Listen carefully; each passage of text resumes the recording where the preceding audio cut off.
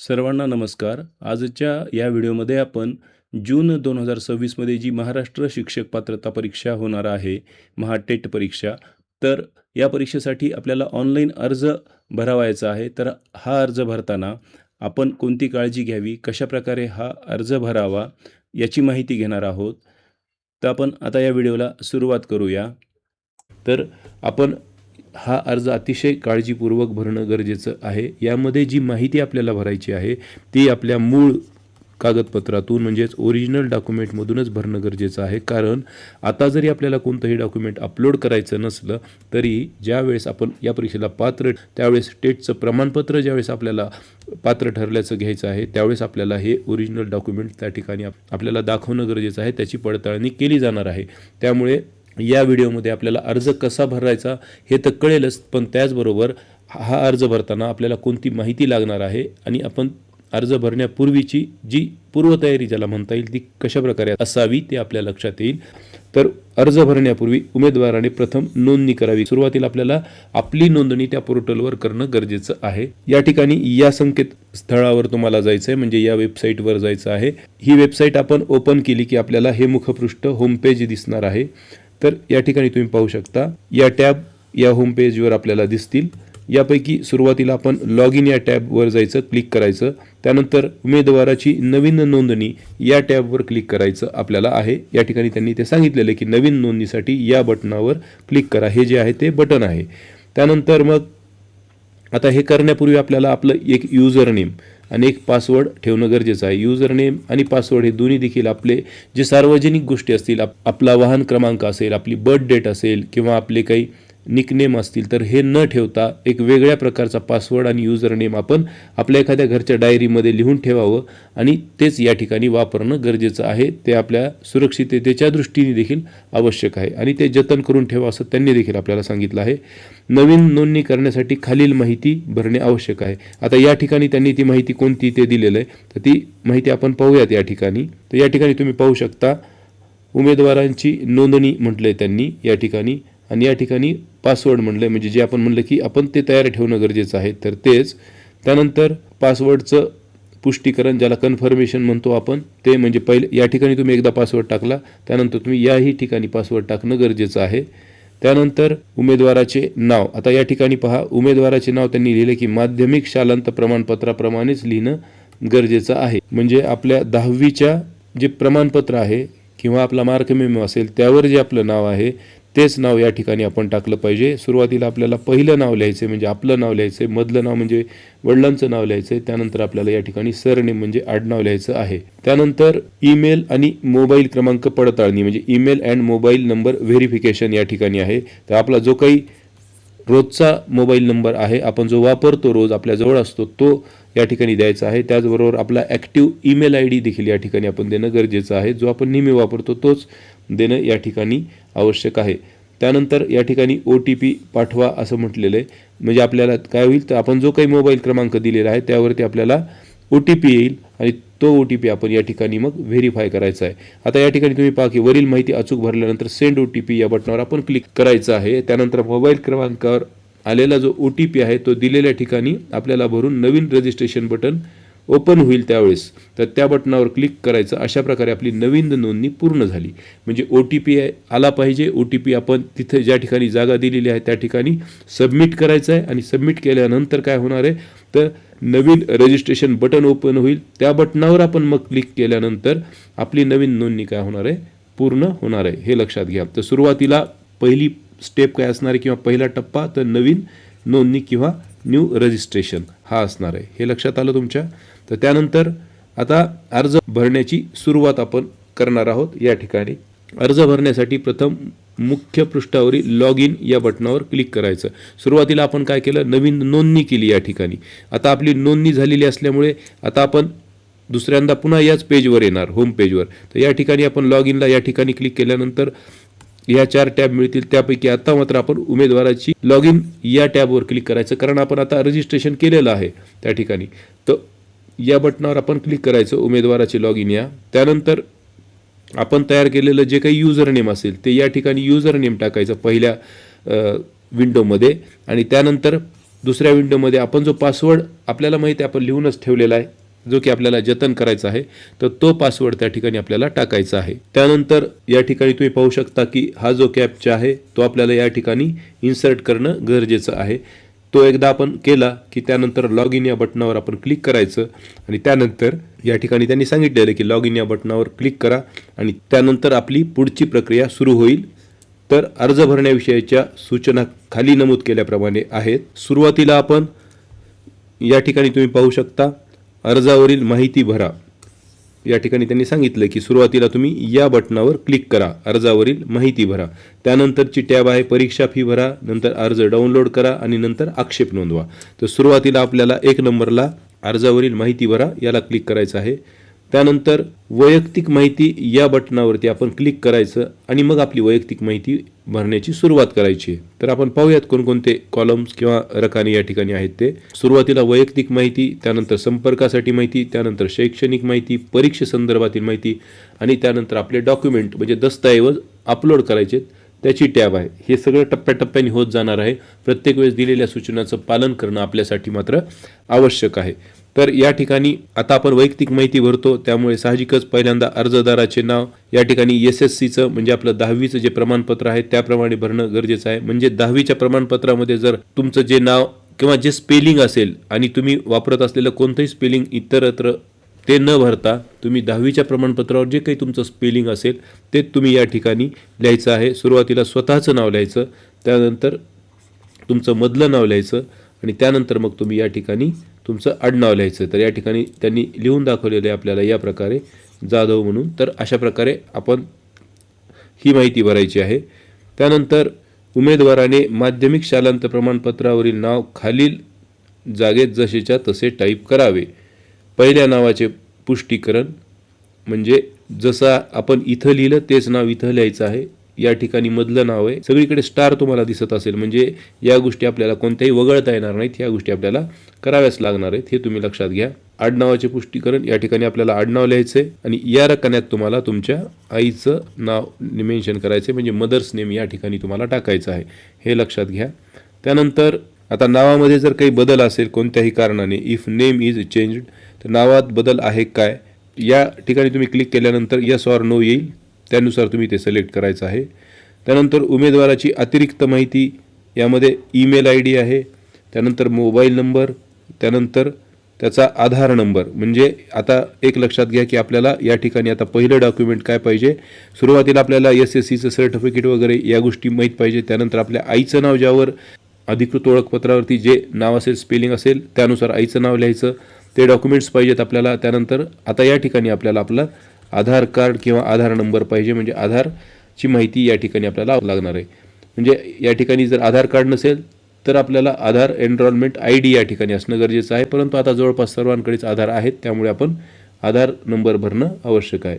त्यानंतर या ठिकाणी जन्मतारीख तुम्हाला भरावी लागेल आणि या ठिकाणी सिलेक्ट करायचं आपल्याला जे काही तुमचं जेंडर आहे पुरुष स्त्री वगैरे, तर ते तुम्ही या ठिकाणी सिलेक्ट करायचं आहे. हे सिलेक्ट करायचे म्हणजे काय, तर ह्या टॅबला क्लिक केल्यानंतर तुम्हाला तो ऑप्शन येईल त्यावर आपण क्लिक करायचं आहे.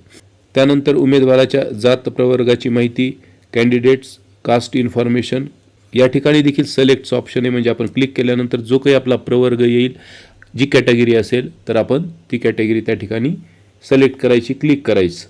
आता या ठिकाणी त्यांनी आपल्याला म्हटलं की नमूद केलेली माहिती अचूक पद्धतीने भरल्यानंतर सेव्ह आणि नेक्स्ट हे बटन आहे बघा या ठिकाणी, तर या बटनावर क्लिक करायचं आहे. त्याशिवाय आपल्याला पुढे जाता येणार नाही आणि ही माहिती आपली सेव्ह देखील होणार नाही. तर आपण सेव्ह अँड नेक्स्ट या बटनावर क्लिक केल्यानंतर आपण नेक्स्ट पेजवर जाणार आहोत. आता आपण वैयक्तिक माहिती भरलेली आहे. आता दुसरी जी टॅब आहे ती आहे संपर्कासाठी माहिती, म्हणजेच आपली ॲड्रेस इन्फॉर्मेशन आपल्याला या ठिकाणी भरायची आहे. तर सुरुवातीला पहा कायमस्वरूपी पत्ता म्हणजे आपला परमनंट ॲड्रेस, या ठिकाणी फ्लॅट नंबर, गाव व शहराचे नाव, जिल्हा आपल्याला सिलेक्ट करायचा आहे या ठिकाणी या टॅबद्वारे. त्यानंतर मग अदर डिस्ट्रिक्ट काही असेल तर त्याबरोबर तालुका, त्यानंतर राज्य आणि पिनकोड क्रमांक देखील माहीत असणं आपल्याला गरजेचं आहे. त्यानंतर या ठिकाणी करस्पॉन्डन्स ॲड्रेस म्हणजे संपर्कासाठीचा किंवा पत्रव्यवहाराचा जो काही पत्ता आहे, जर आपला हा पत्ता म्हणजे परमनंट ॲड्रेस आणि करस्पॉन्डन्स ॲड्रेस जर सेम असेल तर आपण या ठिकाणी फक्त टिक मार्क जरी केला तरी ते चालू शकतं. ती सगळी माहिती या ठिकाणी आपली ऑटोमॅटिक येऊन जाईल. त्यानंतर मग आपण पुन्हा एकदा सेव्ह अँड नेक्स्टवर क्लिक करायचं आहे. त्यानंतर आपण या पेजवर येऊ. या ठिकाणी तिसरी टॅब जी आहे म्हणजे आपण वैयक्तिक भरली, त्यानंतर संपर्कासाठीची देखील माहिती भरली, त्यानंतर आता शैक्षणिक माहिती आपल्याला या ठिकाणी भरायची आहे. अत्यंत महत्त्वाचं असं हे पेज आहे आपल्यासाठी. तर शैक्षणिक माहिती भरायची आहे. म्हणजेच आता लक्षात घ्या की आपल्याला आपले जे काही शैक्षणिक प्रमाणपत्र आहेत ते या ठिकाणी आपल्याला आवश्यक आहेत. आता ही माहिती आपण अशा प्रकारे भरायची आहे. शैक्षणिक माहिती SSC म्हणजे 10वी माध्यमिक शालांत प्रमाणपत्र. आता या ठिकाणी आपल्याला प्रमाणपत्राचा क्रमांक, या ठिकाणी सीट नंबर जो काही होता आपला तो, त्यानंतर बोर्ड किंवा विद्यापीठाचं नाव आणि उत्तीर्ण झाल्याचा महिना आणि वर्ष आपल्याला या ठिकाणी द्यायचं आहे.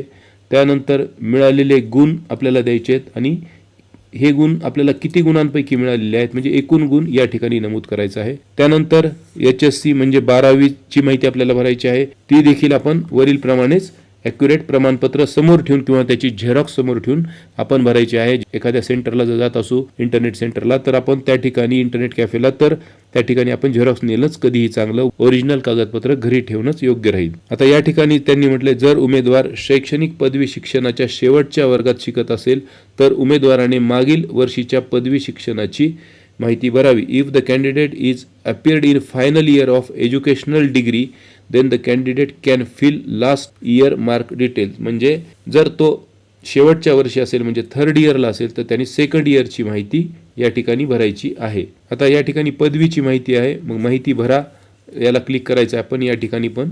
त्याचनंतर पदवी किंवा पदव्युत्तर पदवीचं नाव या ठिकाणी सिलेक्ट करायचं जे काही आपलं असेल ते. अशा पद्धतीने अदर ग्रॅज्युएशन और अदर पोस्ट ग्रॅज्युएशन काही असलं तर ते इथं नमूद करायचं आहे. निकाल या ठिकाणी क्लिक करायचं. त्यानंतर तो निकाल कधी लागला वगैरे येऊन जाईल आणि बोर्ड किंवा विद्यापीठाचं नाव देखील आपल्याला या ठिकाणी द्यायचं आहे.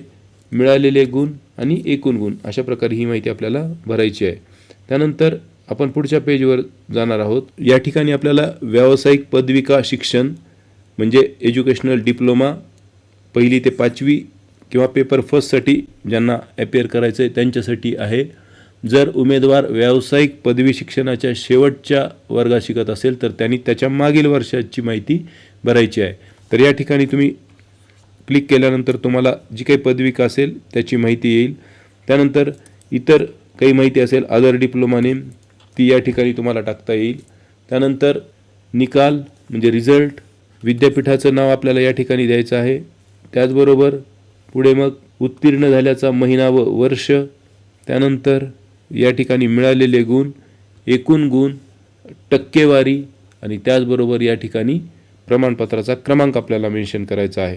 त्यानंतर या ठिकाणी तुम्ही पाहू शकता की व्यावसायिक पदवी शिक्षण एज्युकेशनल डिग्री या ठिकाणी दिलं आहे म्हणजे 6वी ते 8वी म्हणजेच पेपर 2 जो आहे टेटचा तो देण्यासाठीची जी माहिती आहे ती या ठिकाणी भरायची आहे. ती देखील वरील प्रकारेच आहे की पदवीचं नाव आहे, त्यानंतर इतर डिग्री काही असेल तर ती, त्यानंतर निकाल, त्याचबरोबर आपल्याला पाहिलं तर या ठिकाणी बोर्ड किंवा विद्यापीठाचं नाव आहे, त्यानंतर पदवी उत्तीर्ण झाल्याचा महिना व वर्ष, टक्केवारी, त्याचबरोबर एकूण गुण आहेत या ठिकाणी मिळालेले गुण म्हणजे मिळालेले गुण, एकूण गुण आणि त्यानंतर टक्केवारी, त्याचबरोबर प्रमाणपत्राचा क्रमांक. अशा पद्धतीने ही माहिती आपल्याला भरायची क्रमवार पद्धतीने.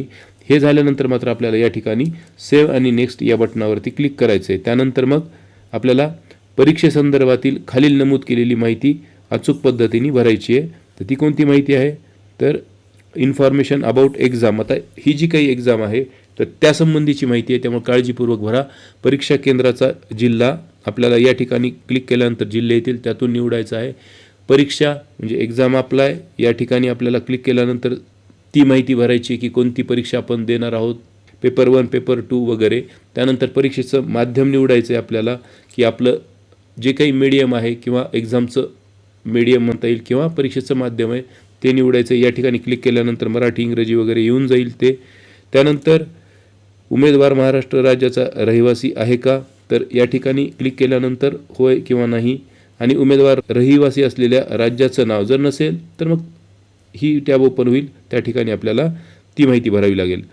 भाषा विषय या ठिकाणी महाराष्ट्र शासन पत्र क्रमांक 15 ऑक्टोबर 2013 अन्वये पेपर 1 व 2 मधील भाषा 1 व 2 यांची निवड करावी व अभ्यासक्रमाची परिशिष्ट अप्रमाणे उचित कार्यवाही करावी. तर ते आपण पाहूया पुढे. तर भाषा एक कोणता असेल आपली मराठी किंवा जी काही आपण निवडू ती, त्यानंतर आपली सेकंड लँग्वेज आपण निवडायची आहे आणि त्यानंतर मग आपण पुढच्या पेजवर जायचं आहे. या पुढच्या पेजवर आल्यानंतर तुमच्या लक्षात येईल की या ठिकाणी म्हटलेलं की उमेदवार दिव्यांग आहे किंवा नाही, तर या ठिकाणी क्लिक केल्यानंतर येस ऑर नो येईल, ते तुम्ही भरा. त्यानंतर माजी सैनिक, या ठिकाणी आपण स्वतः माजी सैनिक आहात काय या ठिकाणी तुम्ही क्लिक करा. त्यानंतर येस ऑर नो जे काही असेल ते. आपण शहीद सैनिकांच्या पत्नी किंवा त्यांचे कुटुंबीय आहात का, तर या ठिकाणी क्लिक केल्यानंतर ते येईल. त्यानंतर परीक्षेत गैरप्रकार वगैरे संबंधीची ही माहिती आहे. या ठिकाणी आपण 2018-19च्या गैरप्रकारामध्ये आहात किंवा नाहीत याचं पुष्टीकरण आहे. जुळ्या भावंडाविषयी माहिती या ठिकाणी द्यायची आहे आपल्याला. त्याचबरोबर छायाचित्र, फोटो आयडेंटिफिकेशन म्हणजे कोणता प्रकार आहे, म्हणजे आपण त्यांनी जे काही समजा उदाहरणार्थ पॅन असेल, आधार असेल, लायसन्स असेल, तर त्यापैकी जे काही आपलं डॉक्युमेंट आहे या ठिकाणी त्यांनी अलाउड केलेलं, त्यापैकी या ठिकाणी क्लिक केल्यानंतर ही विंडो ओपन होईल. तिथे त्या ठिकाणी आपण ते सिलेक्ट करायचं आहे आणि त्या ओळखपत्राचा क्रमांक आपल्याला या ठिकाणी नमूद करायचा आहे. हे तुमच्या लक्षात आलं. त्यानंतर वरील माहिती अचूक पद्धतीने भरल्यानंतर आपल्याला या ठिकाणी देखील सेव्ह अँड नेक्स्ट करूनच पुढे जायचं आहे, नाही तर ती माहिती सेव्ह होणार नाही. त्यानंतर या ठिकाणी एक महत्त्वाची गोष्ट आहे ती आपण पाहूया. आत्तापर्यंत तुमच्या लक्षात आलं असेल की आपल्याला आपलं ओळखपत्र, रहिवासी संबंधीची जी माहिती आहे ती आपल्याजवळ असणं गरजेचं आहे. त्याचबरोबर आपले शैक्षणिक सगळे मूळ कागदपत्र आपल्याजवळ घरी ठेवणं गरजेचं आहे. त्यानंतर या पेजवर आता आपल्याला छायाचित्राची माहिती आहे की आपला जो फोटोग्राफ आहे तो अपलोड करायचा आहे. त्याचा आकार 17 KB ते 51 KB दरम्यान आवश्यक आहे. तो आपण वेबसाईटवरून ऑनलाईनही करू शकतो जर आपला इतर कोणताही फोटो असेल तर. रिसेंट पासपोर्ट साईज फोटो असावा आपला अलीकडे काढलेला आणि त्याची साईज 17 KB ते 51 KB पर्यंत असणं गरजेचं आहे. जास्त असली तर फोटो रिसायझर वगैरे ॲप आपल्या मोबाईलमध्ये आहेत. तसेच काही वेबसाईट देखील ऑनलाईन आहेत, तर त्या ठिकाणी आपण ती साईज कमी करून घेऊ शकतो आणि फक्त JPG फॉर्मॅटच आपल्याला या ठिकाणी चालेल. PNG किंवा इतर SVG वगैरे फॉर्मॅट त्या ठिकाणी आपल्याला चालणार नाहीत, म्हणजे ते स्वीकारलंच जाणार नाही. तर या ठिकाणी तुम्ही पहा, अशा प्रकारे छायाचित्र या ठिकाणी तुम्ही अपलोड करायचं आहे. फाईल साईज वगैरे या ठिकाणी नमूद केलेली आहे. या ठिकाणी एक स्वाक्षरी आहे तुमची, ती स्वाक्षरीची साईज देखील 17 KB ते 51 KB पर्यंतच आहे आणि ती देखील आपली JPG फॉर्मॅटमध्ये आहे. म्हणजे आपण एखाद्या कोऱ्या कागदावरती आपली सही करायची, त्याला एक असा चौकोन आखून घ्यायचा आणि त्यानंतर त्याचा फोटो काढून त्याला क्रॉप करायचं आणि मग त्याची साईज फोटो रिसायझर वगैरे ॲपने आपण कमी करू शकतो, म्हणजे या दरम्यान ती आणू शकतो. त्याचबरोबर या ठिकाणी सेल्फ डिक्लेरेशनचं कॉलम किंवा रो आहे, माहिती आहे, या ठिकाणी विंडो आहे ती. तर त्या ठिकाणी आपल्याला या ठिकाणी जे लिहिलेलं आहे त्या पद्धतीनेच आपलं सेल्फ डिक्लेरेशन देखील सादर करायचं आहे. या ठिकाणी ओळखपत्राचा पुरावा म्हणलं किंवा ओळख पुरावा म्हटलं म्हणजे आयडेंटिटी प्रूफ आहे.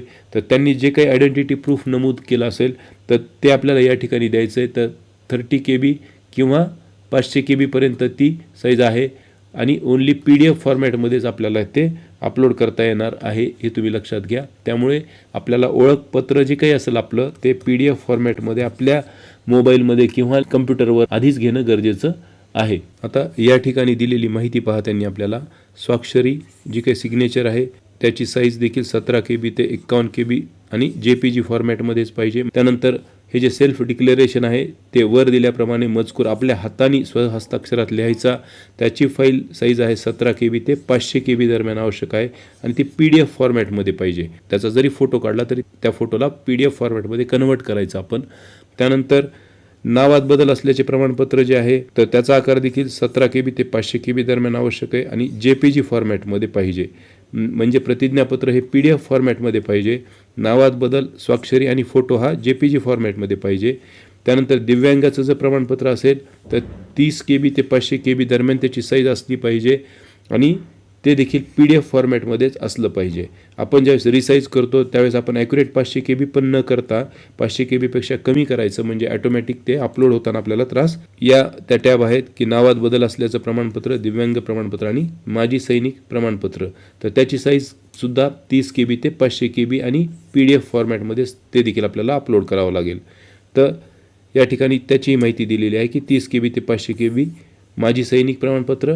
त्यानंतर आपले जे डॉक्युमेंट्स आहेत ते आपण एकदम ॲक्युरेट अचूक पद्धतीने अपलोड केले की त्यानंतर शो प्रिव्ह्यू या बटनावर आपण क्लिक केलं की अशा प्रकारे आपण जी काही भरलेली माहिती आहे तर ती आपल्यासमोर येईल. ॲप्लिकेशन फॉर्म प्रिव्ह्यू आहे, म्हणजे जो आपण अर्ज, आवेदनपत्र किंवा ॲप्लिकेशन सादर केलं आहे आत्तापर्यंत माहिती भरून, तर ती सर्व माहिती आपल्याला आता या ठिकाणी दिसेल. आपला फोटो देखील या ठिकाणी येणार आहे. त्याचबरोबर सुरुवातीला आपण भरलं होतं अर्जदाराचे नाव. तर अशा प्रकारे हा पूर्ण फॉर्म आपल्याला या ठिकाणी दिसेल. या ठिकाणी शैक्षणिक पात्रता जी काही पण भरली होती, प्रमाणपत्र क्रमांक, बैठक क्रमांक, ते सर्व आपल्याला या ठिकाणी दिसून येईल. पदवी, पदव्युत्तर पदवी, त्यानंतर व्यावसायिक अर्हता आणि ॲप्लिकेशन इन्फॉर्मेशन, म्हणजे जिल्हा वगैरे आपल्याला जे काही हवं आहे त्या सर्व गोष्टींची माहिती या ठिकाणी आपल्याला दिसून येईल. जी आपण माहिती भरली आहे तीच माहिती आपण या ठिकाणी पुन्हा एकदा पडताळून पाहिजे. जी आपण सही अपलोड केली ती सही देखील आपल्याला या ठिकाणी दिसणार आहे. अशा प्रकारे हा फॉर्म भरल्यानंतर आता या ठिकाणी हे प्रतिज्ञापत्र आहे, आपण सेल्फ डिक्लेरेशन जे घोषित केलेलं आहे ते देखील आपल्याला दिसणार. तिथे देखील आपली ही सही आपल्याला दिसणार. त्यानंतर मग हे बघा, हे प्रतिज्ञापत्राचा नमुना आहे या ठिकाणी आपल्याला दाखवलेला. त्याचबरोबर फॉर्ममध्ये काही दुरुस्ती असली तर मग आपण एडिट ॲप्लिकेशन या ठिकाणी तुम्हाला मिळेल त्याच पेजवर खाली, तर त्यावर क्लिक करायचं आहे. आणि संपूर्ण माहिती जर वाटलं की बाबा बरोबर आहे, सर्व प्रमाणपत्र जे आहेत आपली मूळ त्यानुसार आहे, तर मग आपण प्रोसीड टू पेमेंट या बटनावरती क्लिक करायचं आहे. आता आपण पुढच्या पेजवर गेल्यानंतर या ठिकाणी आपल्याला एक्झामिनेशन फी किंवा परीक्षा शुल्काचा तपशील या ठिकाणी पाहावयास मिळेल. सर्व माहिती आहे या ठिकाणी. Candidate's name, birth date, exam centre, district म्हणजे जिल्हा, मीडियम आपलं, डिसेबिलिटी वगैरे, लँग्वेज, एक्झाम फी, लँग्वेज 2 आहे या ठिकाणी. त्यानंतर जेंडर, कॅटेगरी, कोणत्या पेपरला आपण अप्लाय केलं आहे, is candidate with disabilities yes वगैरे, ही सर्व माहिती. पॅन कार्ड, आपलं जे काही आपण आयडेंटिटी प्रूफ केलं असेल, आधार वगैरे जे काही त्या ठिकाणी अलाउड असेल ते. आणि त्यानंतर पेमेंट स्टेटस येईल या ठिकाणी आपलं. तर मग परीक्षा शुल्क भरा या बटनावरती आपण क्लिक करायचं आहे. या ठिकाणी आपल्याला ही माहिती मिळेल. हा शेवटचा भाग असेल की परीक्षा शुल्क भरल्यानंतर उमेदवाराला अर्जाची माहिती बदलता येणार नाही. म्हणजे तुम्ही इथपर्यंत पोहोचल्यानंतर देखील तुम्हाला जर वाटलं या ठिकाणी कुठे की काहीतरी माहितीमध्ये आपलं चुकीचं नमूद झालं किंवा स्पेलिंग मिस्टेक असेल, तर आपण अजूनही त्यामध्ये बदल करू शकतो. परंतु एकदा आपण फी भरली तर त्यानंतर आपल्याला भरता येणार नाही. त्यांनी म्हटलेलंच आहे की after the successful online submission of exam fee candidate cannot able to edit the application form. म्हणजे पैसे भरले की मग पुढे आपल्याला काही करता येणार नाही. त्यामुळे मग त्यांनी पुन्हा विचारले की परीक्षा शुल्क भरण्यासाठी पुढे जायचे आहे का, do you want to continue for the payment. आपण होय म्हटलं की आपण पुढच्या प्रोसिजरमध्ये जाणार, नाही म्हटलं तर आपल्याला आपली माहिती दुरुस्त करता येणार. या ठिकाणी पेमेंट करण्यासाठी खालील नमूद केलेल्या पर्यायापैकी जो कोणता योग्य पर्याय तुम्हाला वाटतो, मग क्रेडिट कार्ड, डेबिट कार्ड असेल, इंटरनेट बँकिंग आहे, UPI म्हणजे फोनपे, गुगल पे वगैरे वापरू शकतो, पेटीएम, त्यानंतर QR कोड स्कॅन करून आपण पेमेंट करू शकतो. पेमेंट सक्सेसफुल झाल्यानंतर खालीलप्रमाणे रिसिप्ट आपल्याला मिळणार आहे. या प्रकारे ही पावती असेल, त्यावरती देखील बऱ्यापैकी आपली बरीच माहिती येऊन जाईल. User name, payment status, transaction ID वगैरे तुम्ही ही माहिती या ठिकाणी पाहू शकता. ही PDF आपल्या वेबसाईटवर उपलब्ध आहे. आणि मग ही रिसिप्ट या ठिकाणी आपण डाउनलोड करून घ्यायची आहे. अशा प्रकारे आपली अर्ज सादर करण्याची, आवेदनपत्र सादर करण्याची, ॲप्लिकेशन फॉर्म सादर करण्याची प्रक्रिया त्या ठिकाणी पूर्ण होईल. ही रिसिप्ट आपल्याला जपून ठेवणं गरजेचं आहे. आपण पुन्हाही लॉग इन केल्यानंतर आपल्याला ही सर्व माहिती पुन्हा पाहता येते. तर या ठिकाणी शुल्क किती आहे ते देखील आपण पाहूयात आता. आणि अशा प्रकारे तुम्ही अर्ज काळजीपूर्वक सादर करा, कारण अर्ज सादर करणं ही आपल्या यशाच्या दृष्टीने पहिली पायरी, पहिली स्टेप आहे आपली, हे लक्षात ठेवा. आता या ठिकाणी आपण परीक्षा शुल्काचा तपशील पाहूया. पेपर 1 किंवा पेपर 2, म्हणजे पेपर 1 और पेपर 2 यापैकी एकच पेपर जर तुम्ही देणार असाल तर SC प्रवर्गासाठी 700 रुपये फी आहे. त्यानंतर ST प्रवर्गासाठी देखील 700 रुपये फी आहे. दिव्यांग उमेदवार जे असतील 40% किंवा 40%पेक्षा जास्त, त्यांच्यासाठी देखील 700च फी आहे. मात्र इतर उमेदवार जे असतील VJ, NTB, NTC, NTD, SBC, त्यानंतर OBC, SCBC, EWS किंवा जनरल कॅटेगरीचे जे असतील त्यांच्यासाठी मात्र 1000 रुपये फी आहे. म्हणजे 700 आणि 1000 फी आहे. SC, ST आणि जे काही दिव्यांग आहेत त्यांच्यासाठी 700 रुपये आणि इतर सर्वांसाठी 1000 रुपये फी आहे. परंतु जर दोन्ही पेपर देणार असाल तुम्ही किंवा एकच कॅन्डिडेट जर दोन्ही पेपरला अपियर होणार असेल, म्हणजे पेपर फर्स्टला आणि पेपर सेकंडला, तर SC कॅटेगरीसाठी फी आहे 900 रुपये, STसाठी 900 रुपये आहे आणि दिव्यांगांसाठी 900 रुपये फी आहे. तर इतर उमेदवार जे आहेत आपण पाहिलं त्या कॅटेगरीतील सर्व इतर उमेदवार SC, ST आणि दिव्यांग वगळता त्यांच्यासाठी 1200 रुपये फी आहे. म्हणजे या एका पेपरला बसणाऱ्यांपेक्षा 2 पेपरला बसणाऱ्यांसाठी 200 रुपये फी अधिक आहे. अशा प्रकारे परीक्षा शुल्काची माहिती आपण आत्ता घेतली. त्याचबरोबर तुमचे ओरिजिनल कागदपत्र आणि त्यानंतर फॉर्म भरल्यानंतर फॉर्मची झेरॉक्स, जी काही आपली पेमेंट केल्याची रिसिप्ट असेल ती सर्व माहिती आपल्या एका फाईलमध्ये जपून ठेवा. ती आपल्याला कधीही लागू शकते. त्याचबरोबर आपला युजर नेम आणि पासवर्ड, आपण दिलेला ईमेल ID या सर्वांची माहिती देखील आपल्याजवळ वेगळी लिहून ठेवा. महत्त्वाचं म्हणजे युजर नेम पासवर्ड आपल्याला प्रत्येक वेळेस लॉग इन करताना लागणार आहे आणि मोबाईल नंबरवर OTP येऊ शकतो. त्यामुळे मोबाईल नंबर देखील या काळात आता बदलू नका. आणि अशा प्रकारे तुम्ही काळजीपूर्वक फॉर्म भरा, कारण मी मागे म्हटल्याप्रमाणे हा आपला पात्र होण्याचा, या परीक्षेत यश मिळविण्याचा खऱ्या अर्थाने पहिला टप्पा आहे. या ठिकाणी जी माहिती आपण भरलेली आहे त्या सर्व माहितीचे डॉक्युमेंट्स, पुरावे आपल्याजवळ असणं गरजेचं आहे, हे लक्षात. जर व्हिडिओ तुम्हाला आवडला असेल तर नक्की लाईक करा, मित्रांना शेअर करा. त्याचबरोबर तुमच्या काही सूचना असतील तर त्या कमेंटमध्ये नक्की नमूद करा. धन्यवाद.